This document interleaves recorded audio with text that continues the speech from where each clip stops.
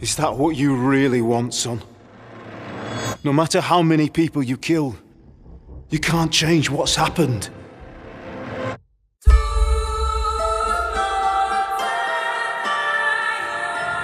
Ordentes fortuna juvat! What does that actually mean? Fortune favours the brave. All we have to do is deliver a letter to Lord Otto von Bergov and ride back again. Hello gamers, Chris Sutton here. I hope you're well. I'm a games reviewer for NovaStream, and here today to tell you about an exciting new open world RPG, Kingdom Come Deliverance 2, which is really the first big hit of 2025. And after 10 to 15 hours playing over the last week, it is definitely going to be a hit this year. The first game released 7 or so years ago, Kingdom Come Deliverance, and it was a very good game. I played it last year. It was installed on my PlayStation for about a year or two. Never got around to it until the second one was announced, and then I thought this is the perfect opportunity to dive in and have a go before the second game comes out. Now, playing 1 and then jumping into 2, the difference in quality is huge. Graphically, yes, but also the ability to use different features to support the player. Now, this is a survival RPG, I would call. You have to eat, you have to sleep. You have to sleep somewhere that is yours or you're invited to. You can't just sleep anywhere. If you ignore survival elements, it will be punishing. Now, in Kingdom Come Deliverance 1, I went from blacksmith's son that was not very adept at many skills to, by the end of the game, someone that could really hold their own. Now, combat I will talk about in more depth, but by the end I felt my speech skills, stealth, all the little bits and pieces that the game throws at you, I was competent, because your skills grow as you do things in this game. A bit like Skyrim in that sense. If you keep swinging your sword stats are going to go up. So I got to a point where I was quite good at the game. But then you start with number 2, and something happens in the story that basically resets you to being that person without many skills. You barely got any clothes on your back. So I went back to that playstyle and I've started to rise up. But at the very start, very difficult, because you have nothing to play with. You have no money to buy food, you don't have a horse, you don't have much. So I've been playing through that, and as I said, I've got to a point now where the story really leaps off and a lot of the features are clear. But to start off, I guess, in terms of story, Kingdom Come Deliverance 1 ended on a bit of a cliffhanger where you wanted to know what happened next. Basically, it wasn't a complete story. There was always going to be a second game, and the second game is here, and apparently this will be a much more rounded story with a beginning, middle and end. But even so, love the first one and really excited to dive into this one. So a few aspects to talk about with this game. I mentioned the survival elements, so the eating, the sleeping, the being aware of your surroundings, not just trying to dive straight into combat. So with combat, 1-on-1 is a challenge, but once you do it enough, you will find a way to win. 2-on-1, 3-on-1, 4-on-1, you are in some trouble. This, as I said, there are comparisons to Skyrim, but it is not Skyrim.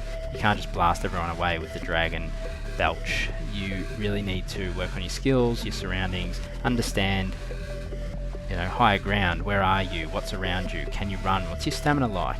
Are you good on horseback? Can you step back and use your bow? Will your sword get through armor? A lot to really think about. Now, they've refined it a little bit in that instead of having 5 hit points plus a middle, there is now 3 hit points plus a stab. So there's not as much to juggle, but I still found at the start you're really finding your feet and you don't want to get into too much combat. I was walking out into the forest, as I like to do in open world games, to check out the surroundings before delving into story. Learn some of the game mechanics before they're given to you through tutorials. And I found a single man, tried to sneak up and cause some damage, and he quickly put me on my ass. So I then started to do the story missions to learn a bit more, and that's a good way to start. Yes, you won't have much to play with, but if you use the story missions early, you should be okay. So the combat, as I said, it's been refined slightly, but it is still a challenge. Now, the combat threw a lot of people off the first game because many are expecting simplified versions of combat, but the game really wants you to feel like a nobody and build into a somebody, and I find that the combat does that well through your basic swords, maces, axes, bow, and even a hand cannon in this one, which I haven't got to use yet, but I'm pretty excited for. Now, after combat and survival, probably looking at the way the world works. So you can, in this one, build your own sword through being a blacksmith. You can use alchemy to make potions, and the save system is very closely linked to potions because you need a specific potion to save your game. Now, you can save and exit, that feature is there, but if you want to save during a mission, you need a potion. You can't just click save. So it comes down to that survival element. The game wants you to feel like you're on your toes at all times. You're not comfortable until you're actually in with a room, some beer in hand, and it's a calming environment where people are singing. Atmosphere is fantastic, but very much early days on your toes. So anyone that picks up this game, I implore you to spend some time with the features, really give it breathing space. Don't just think that it's all going to click right away, because it doesn't. Even the best players will find some challenge here, but it really is a beautiful game once you delve in. The first was, the second even more so. You're walking through mud, you're looking at the forests, very realistic. This is taken from historical towns, so a lot of it is how they actually operated, and every NPC has a schedule. They're doing things day to day.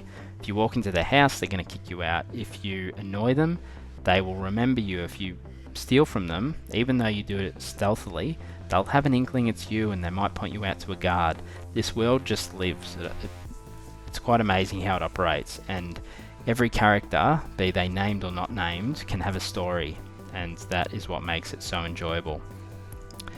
Now, another part that is really impressive is the voiceovers. So the two main actors, definitely, that's Henry, who is you, and Sir Hans, which is a character in the first one that took some time to get used to. He's almost like a bit of a Jaime Lannister in his approach, but these two characters really drive the narrative in this game, or in the early parts of this game and the last parts of the last game, and they're actually very, very good at what they do.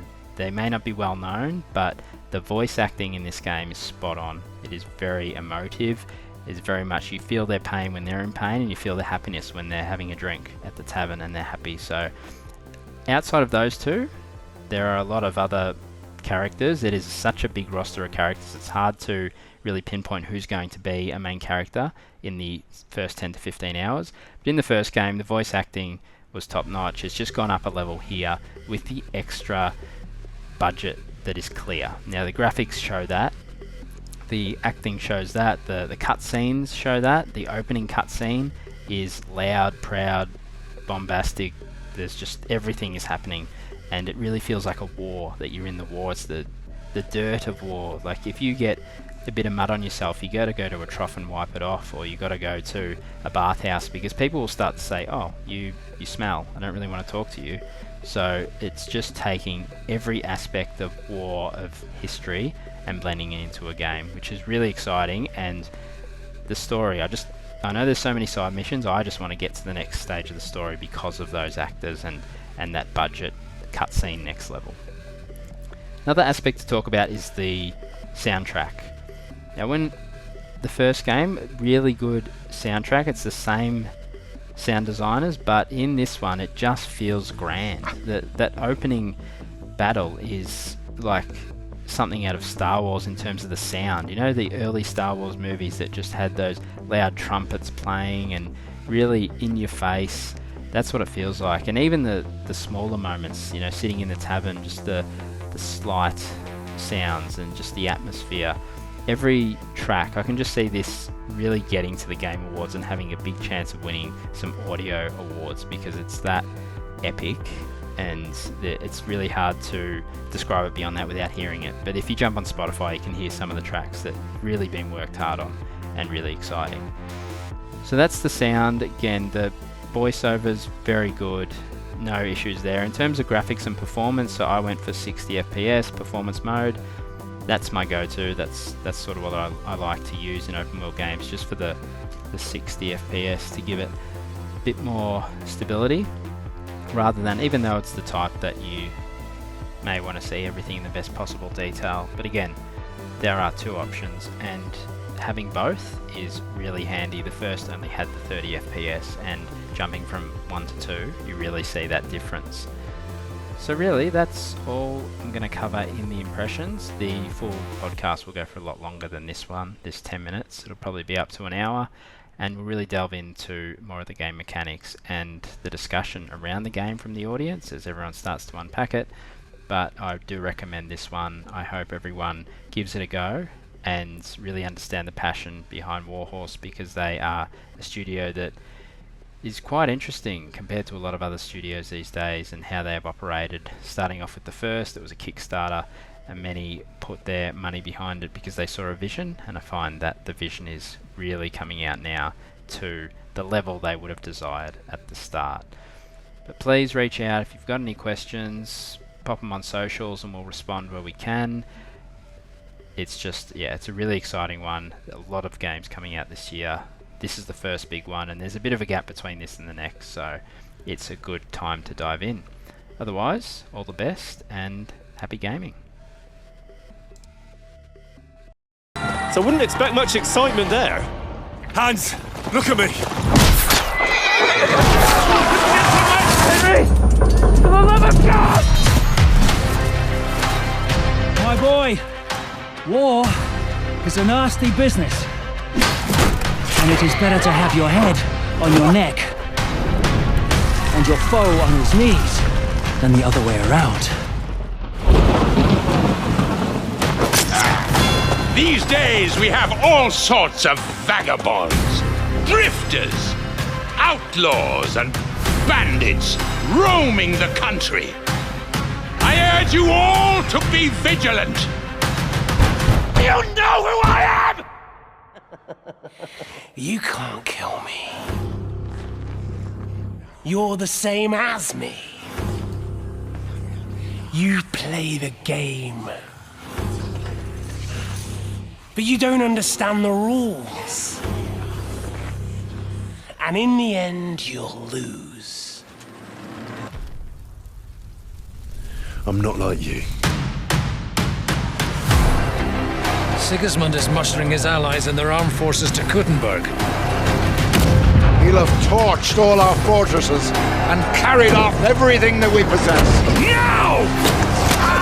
Are we seriously gonna wait, cower in a corner? Or are we gonna drive them out in shame?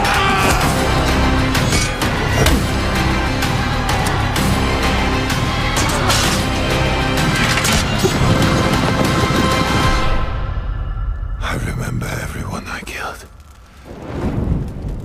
Are you sure you didn't kill someone's father or mother? War is a nasty business.